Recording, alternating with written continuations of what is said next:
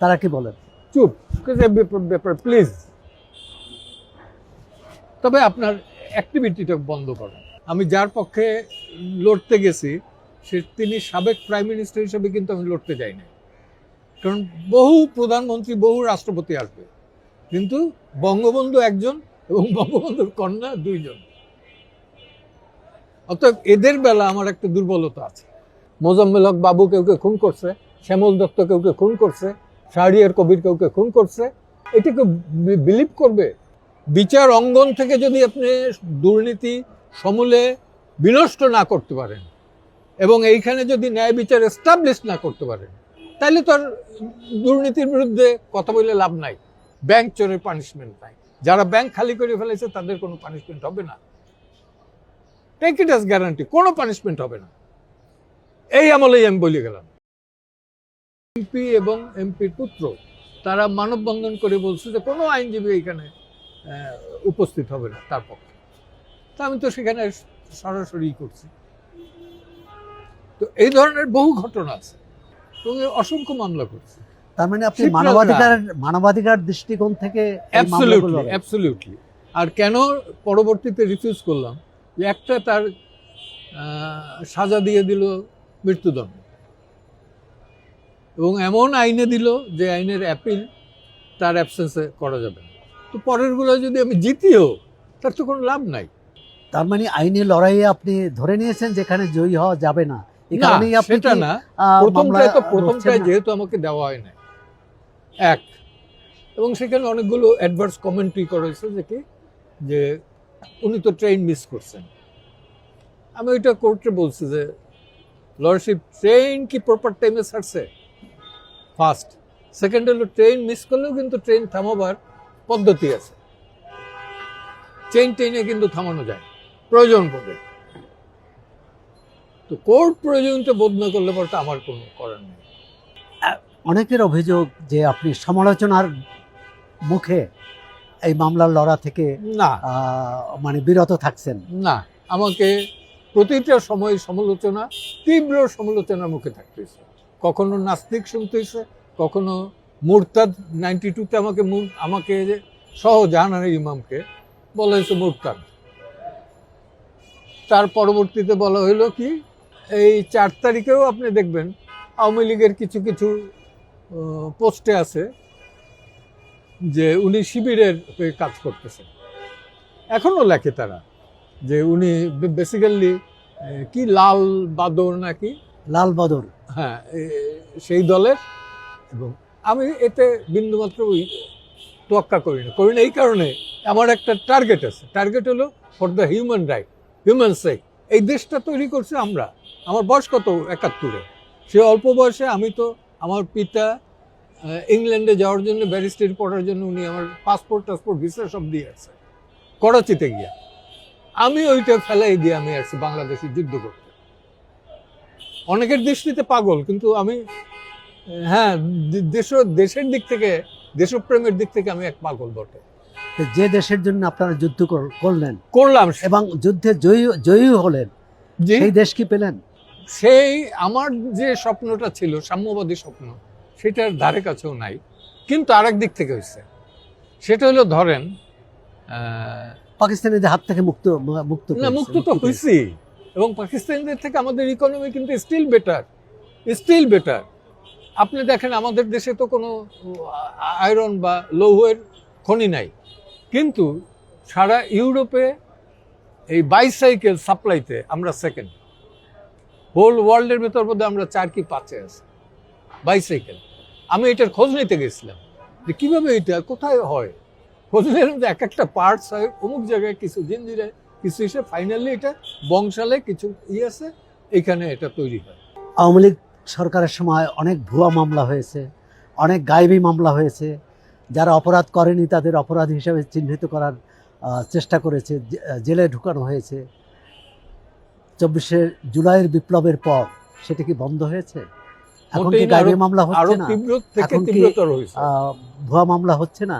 একটু বললাম যে আরো তীব্র থেকে তীব্রতর হচ্ছে। কারা করছেন? সরকার তো বলেন যে আমরা কোনো মামলা করিনি কারো বিরুদ্ধে। আচ্ছা, সরকার মামলা করে না তো করতেছে কারা? গায়েবী মামলা এগুলো। সরকার যদি না করে থাকে তাহলে তো খুনের মামলায় তো মানেই হলো সরকার। যেগুলো কগনাইজেবল অফেন্সের মামলা, ধর্তব্যের মামলা, অর্থাৎ মানে ওয়ারেন্ট ইস্যু করতে পারে, উইদাউট হ্যাভিং এনি ওয়ারেন্ট গ্রেপ্তার করতে পারে, সেই সব মামলা তো রাষ্ট্রপতিই হয়। সরকারের পক্ষ থেকে খুনের মামলা তো তার স্বজন ও ভুক্তভোগীও করতে পারেন। হ্যাঁ, করতে পারে, করলে পরে কিন্তু সেটা রাষ্ট্র বনাম অমুক। দেখ, আইনজীবী, সাংবাদিক, শিক্ষক, অন্য চিকিৎসক সহ অনেক পেশার মানুষের বিরুদ্ধে খুনের মামলা হয়েছে। এখন আপনি কি বিশ্বাস করেন মনে প্রাণে মোজাম্মেল হক বাবু কেউকে খুন করছে, শ্যামল দত্ত কেউকে খুন করছে, শাহরিয়ার কবির কেউকে খুন করছে? এটাকে বিলিভ করবে কোনো পাগল? আজকে বোধহয় পেপারে আছে, সমকালনা কোথায় দেখলাম যে মফস্বলে কোন দুই আইনজীবীদের বিরুদ্ধে বাসায় অ্যাটাক করছে। এটা কেন? জাস্টিস আর মব জাস্টিস কি একসঙ্গে চলতে পারে? মব জাস্টিস হইতে পারে না, মব ভায়োলেন্স। মব ভায়োলেন্স এই দুটো কি একসঙ্গে চলবে? কোনোদিন না। যেটা এস্টাবলিশ করতেছে, এবং এটাকে সরকারের রাষ্ট্রযন্ত্রে যারা আছেন তারা বলেন যে এটা ওয়ান কাইন্ড অফ প্রেশার। এই প্রেশারটা তারা বুঝবেন।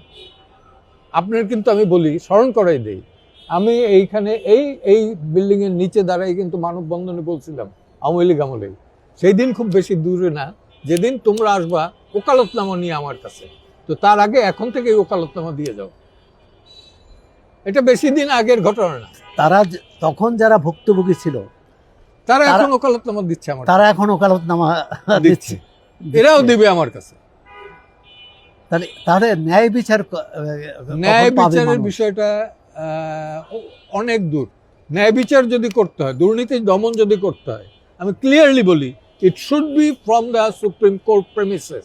বিচার অঙ্গন থেকে যদি আপনি দুর্নীতি সমূলে বিনষ্ট না করতে পারেন এবং এইখানে যদি ন্যায় বিচার এস্টাবলিশ না করতে পারেন, তাহলে তো আর দুর্নীতির বিরুদ্ধে কথা বলে লাভ নাই, ন্যায় বিচারের জন্য বলে লাভ নাই। অন্তর্বর্তী সরকার দায়িত্ব নেওয়ার পর, অন্তর্বর্তী সরকার বা ডক্টর মোহাম্মদ ইউনূসের নেতৃত্বে যে সরকার এসেছে, তারা দায়িত্ব নেওয়ার পর আপনার বিরুদ্ধে একটি হত্যা চেষ্টার মামলা হয়েছে। জি। এবং সামাজিক যোগাযোগের মাধ্যমে বেশ শোরগোল পড়ায় পরবর্তীকালে মামলাটি তুলে নেন। এই মামলা ব্যাপারে যদি আপনি কিছু বিস্তারিত। সেই মামলাটা কে করেছিলেন জানি না, তবে সেই সবজিওয়ালা সে ডেইলি স্টারের সাথে একটা সাক্ষাৎকারে বলছে যে আমি তাকে চিনিও না এবং তার নাম আমি দেই নাই। এবং পরবর্তীতে বিশ্বাস করেন আজকে পর্যন্ত কিন্তু সেই সবজিওয়ালার সাথে আমি যোগাযোগ করি না। একবার চিন্তা করছিলাম, আমার মেয়ে বলতেছিল, আমার মেয়ে খুব মানবিক, এই যে টাকা পয়সা পাই না কেন, আমার মেয়ে বলে যে বাবা এই লোকগুলো কোটিপতি হোক, কিন্তু এখন বিপদে পড়ছে, তুমি তাদের কাছ থেকে ফিস নিও না, আমরা তো ভালোই আছি, চাল ডাল খাই তো বাঁচতে পারি, আর কিছু দরকার নেই। তো না, আর কিছু দরকার নেই। আপনার ওই মামলার পরে কিভাবে প্রত্যাহার হলো? প্রত্যাহার হয় না এখনো।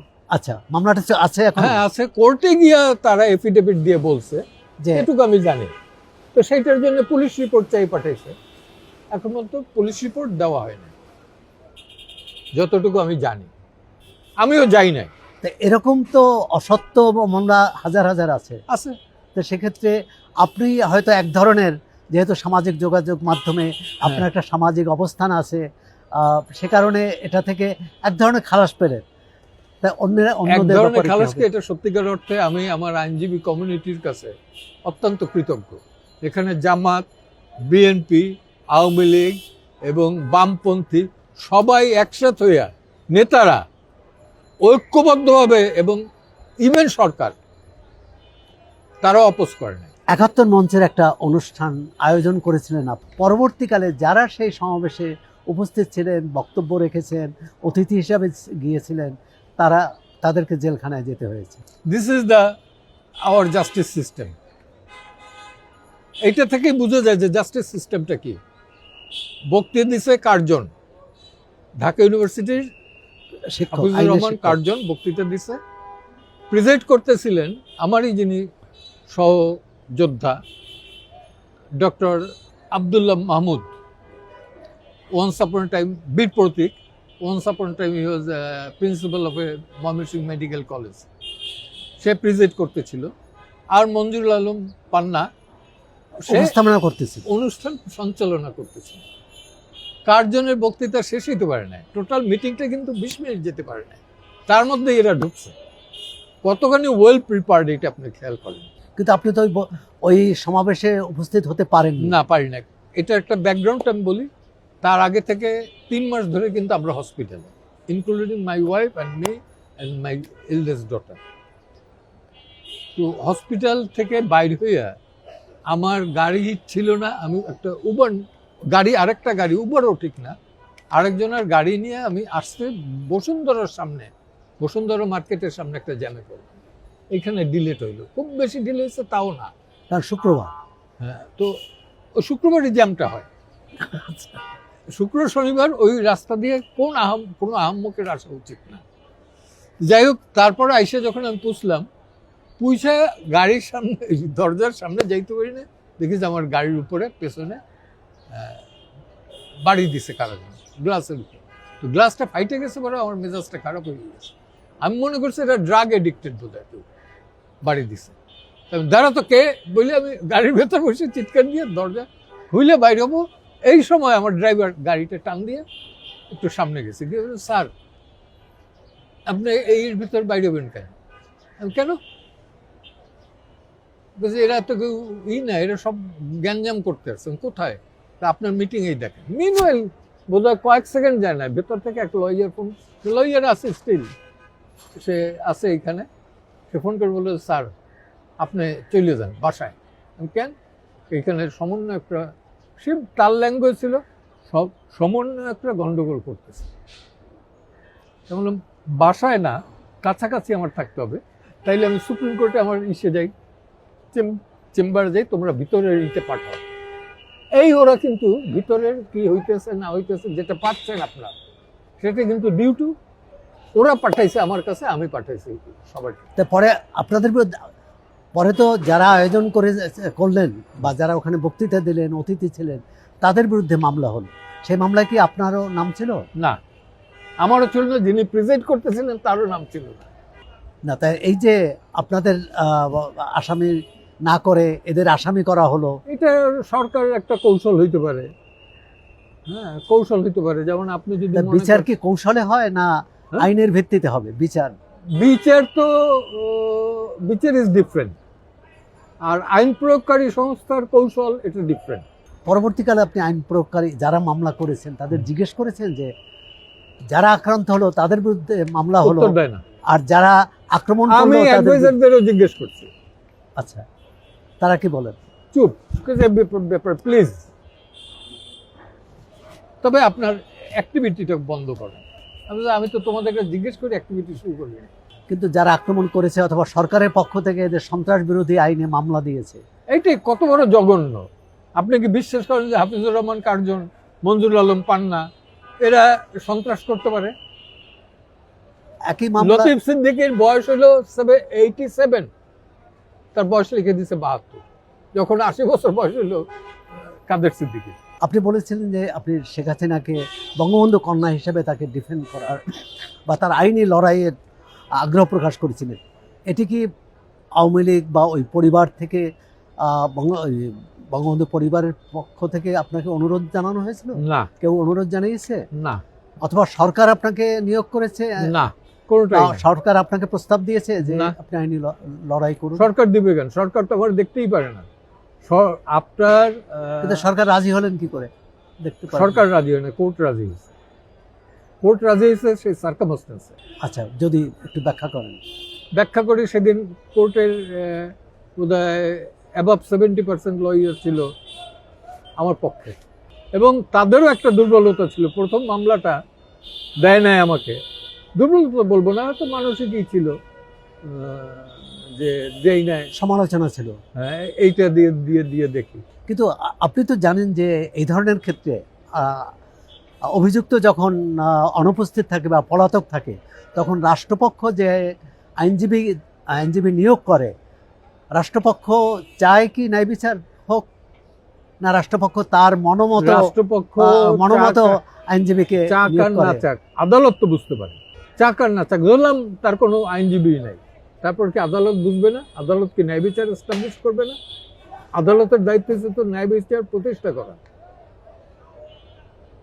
আপনার বিরুদ্ধে এলিগেশন, মনে করেন কেউ নাই, সেই এলিগেশন আমি ওয়ান সাইডেড বলে গেলাম, আদালত ডিসাইড করবে না? 24শে জুলাই অভ্যুত্থানের পর অনেক ক্ষেত্রেই পরিবর্তন হয়েছে, সামাজিক ক্ষেত্রে এক ধরনের ডানপন্থার উত্থান, কঠিন আপনারা ডানপন্থার উত্থান। এখন তার সেক্ষেত্রে আইনজীবী হিসাবে, এদেশের নাগরিক হিসাবে, একজন মুক্তিযোদ্ধা হিসাবে আপনার করণীয় কি? দেখেন, অনেকগুলো জায়গা কিন্তু আমরা অতিক্রম করছি। এদের আসার পরে প্রথম আঘাতটা ছিল, যে কারণে আমি ইউটার্ন করলাম, প্রথম আঘাতটাই ছিল কিন্তু ৭১ উপর, মহান ৭১-এর মুক্তিযুদ্ধের উপর, এবং পরবর্তীতে একটা ধর্মীয় উন্মাদন। একা হইলেও আমি সেটার বিরুদ্ধে কথা বলছি রিপিটেডলি। ফার্স্ট 5 আগস্ট যখন সেনাপ্রধান বললেন যে আমি আমিরে আজম ডক্টর শফিকুর রহমান এবং মাওলানা মামুনুল হককে আমন্ত্রণ জানিয়েছি, ওনারা আসবেন। আমি বোধহয় 10 মিনিটও সময় নেইনি, আমি ফেসবুক লাইভে গিয়ে আমি বললাম যে ওই চেয়ারে বসে জেনারেল ওয়াকারুজ্জামান সাহেব, আপনি বেআইনি সংগঠনকে ডাকতে পারেন না। বিগত সরকারের আমলে যারা মানবাধিকার নিয়ে সোচ্চার ছিলেন, মানবাধিকারের প্রবক্তা ছিলেন, তারা কি সেই ভূমিকা পালন করছেন এখন? হ্যাঁ, করছেন। আমি বলবো যে করছেন, কম বেশি। সবাই তো ভয় আছে, সবাইরই ভয় আছে। ধরেন আমি একটু এক্সাম্পল দিই, সুলতানা কামাল, তাকে, আমাকে এবং আরো কাকে নিয়ে যেন একটা দেখলাম যে পোস্ট দিছে, যারা সব নাস্তিক।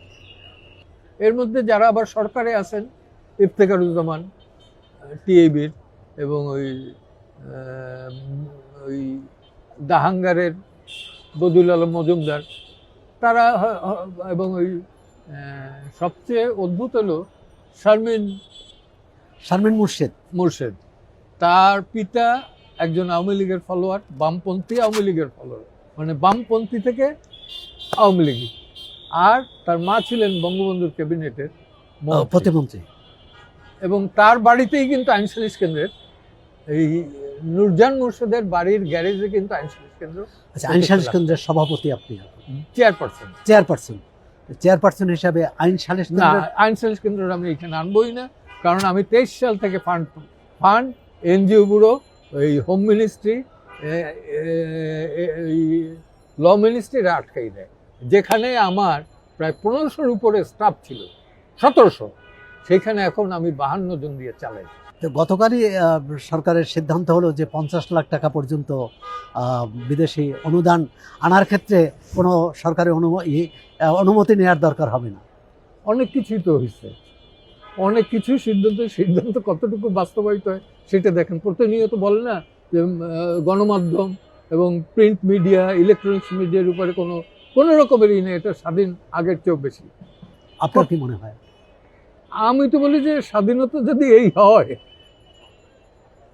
তাহলে আর বাউলদের উপরে অ্যাটাকটা কেন?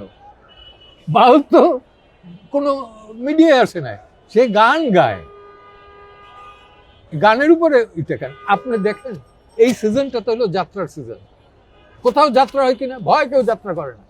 সার্বিকভাবে আদালত অঙ্গনের অবস্থা কি?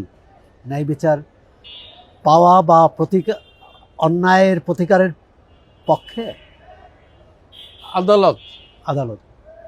আদালত বলে যে অন্যায়ের প্রতিকারের পক্ষে, ন্যায় বিচারের পক্ষে, কিন্তু কতটুকু বিচার পায় এটা তো ভালো জাজমেন্ট। যেহেতু সাংবাদিক সমাজ, এটা হচ্ছে সমাজের আয়না, তারা আমার চেয়েও ভালো জানে, কারণ আমি তো আদালতের একটা পার্ট। কিন্তু আদালত অঙ্গনেই যখন আমি তো বললাম আসামি হেনস্থার শিকার হন, আসামি হেনস্থার শিকার হয়, আদালতে অঙ্গনে আসামির আইনজীবী হেনস্থার শিকার হয়, তখন কতটুকু ন্যায় বিচার প্রতিষ্ঠা হচ্ছে সেটা প্রশ্ন করার বিষয়। এটা আপনার কাছে আমি প্রশ্ন রাখলাম। কিন্তু আপনি তো আওয়ামী লীগের শেষ মুহূর্তেও আমরা দেখেছি, আমি তো আওয়ামী লীগের না, আমি কিন্তু আওয়ামী লীগ সরকারের শেষ সময়ও দেখেছি আপনি এই যে 6 জনকে আটক করেছিল, তাদের পক্ষে আইনি লড়াই করেছেন। রাইট। এখন কি আইনি লড়াই করছেন এরকম? হ্যাঁ, এখনো করতেছি, মানে জনস্বার্থে। হ্যাঁ, যদি এখনো করতেছি।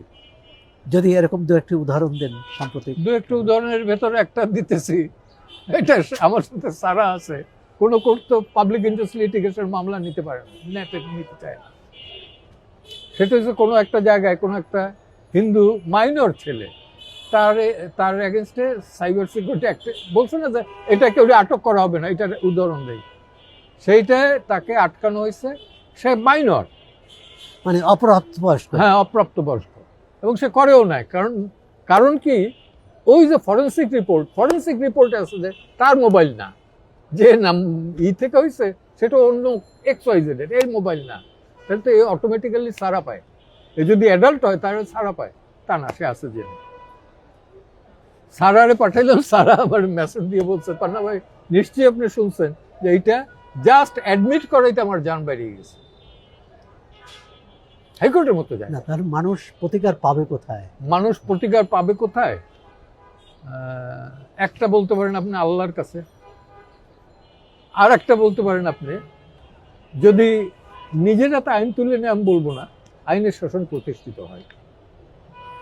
সুশাসন, আইনের শাসন না, সুশাসন। আওয়ামী লীগ আমলে তো অনেক আজগুবি মামলা হয়েছে, অনেক ভুয়া মামলা হয়েছে, যারা অপরাধ করেনি তাদেরকে অপরাধী সাজানোর চেষ্টা করা হয়েছে রাজনৈতিক প্রতিদ্বন্দ্বিতার কারণে আর রাজনৈতিক ভিন্ন মতের কারণে। এই সরকারের আমলেও, এ সরকার তো অন্তর্বর্তী সরকার, কোনো রাজনৈতিক সরকার না, এ সরকারের আমলেও একই ঘটনার পুনরাবৃত্তি ঘটছে কেন?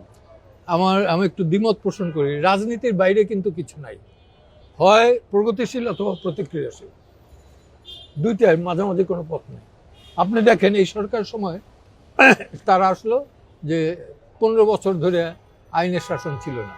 প্রত্যেকটি স্কুলে আপনি দেখছেন, স্কুল কলেজে ফোর্সিবলি রেজিগনেশন দেওয়া হইতেছে, দেওয়ানো হয়েছিল প্রথম থেকে। হ্যাঁ, এটার বিরুদ্ধে তো আমি কোর্টে আসছিলাম, কোর্ট নিয়ে সেইটা আমি ভিকারুন্নেসের লয়ার আসছিলাম যে এটা কিভাবে করে এবং কারা রেজিগনেশন দেওয়া হয়েছে। এলামানাই অ্যাসোসিয়েশন, যারা পাশ করি বাইরেই গেছে। যাই হোক, কোর্ট দেয় নাই। আমি বুঝলাম যে কোন প্রেক্ষাপটে দেয় না। কোর্ট তো চাঁদ থেকে আসে নাই, বাংলাদেশের ভেতরে অবস্থিত। আপনি দেখেন মাঝখানে একটা রিপোর্ট আসলো যে 400-500 করে বেল দিতেছে। এখন একটা মামলায় যদি থাকে 2000 লোকের নাম, 2000 লোক আসামি, 20 জন নাম আছে আর বাকিদের নাম নাই। সেই নাম নাই যারা, সেরকম 200 লোক আছে। এটার জন্য তো 200টা মামলা না, একটা ওয়ান পিটিশন ইজ এনাফ। এইভাবে দিয়ে তো বিপদে পড়ে তাদের যখন ডাকাডাকি, এখন তো আর আমরা 20টার বেশি বেল দেব না, একটু স্লো যাচ্ছে, বিচারও স্লো যাচ্ছে। বিচারকের তারা তো শোনেন কি বলবো আর আপনার, বড়ভাবে করাপশনের দায় থাকলে পরে সে আর করাপ্ট হয় না। কেউ যদি ক্ষুধার যন্ত্রণায়, ভিক্টর হুগোর মতো ক্ষুধার যন্ত্রণায় যদি রুটি চুরি করে, সে চোর হিসাবে নিগৃহীত হয়, তার পানিশমেন্ট আছে। কিন্তু বড় চোরের পানিশমেন্ট নেই, ব্যাংক চোরের পানিশমেন্ট নাই। যারা ব্যাংক খালি করে ফেলেছে তাদের কোনো পানিশমেন্ট হবে না, টেক ইট অ্যাজ গ্যারান্টি, কোনো পানিশমেন্ট হবে না। এই আমলেই আমি বলে গেলাম। কিন্তু তাদের অনেকে তো জেলে আছে, পলাতক আছে, আবার অনেকে বাইরেও আছে। কারো হয় কিনা দেখেন, বাংলাদেশ ব্যাংকের মতো ব্যাংক খালি হয়ে গেছে, আর কি বলবো। ঠিক আছে, এর চেয়ে তো বড় এক্সাম্পল নাই না। ঠিক আছে। আর যেটা বলছেন আপনি, ওই আগের মামলা 15 বছরে যত না মামলা হয়েছে, 15 মাসে তার থেকে দ্বিগুণ হয়েছে। আবার একটু ব্যাখ্যা করেন। ব্যাখ্যা হইল এই যে, আপনি ধরেন যদি জেলের দিকে তাকান, একবার যদি আপনাদের তো রাইট আছে যে জেল ভিজিটে যাব, আপনারা ভিজিট যদি করেন তাহলে মানুষগুলো একটু উপকৃত। কি অবস্থায় আছে, মানবেতর জীবনযাপন করতেছে, মানবেতর জীবনযাপন।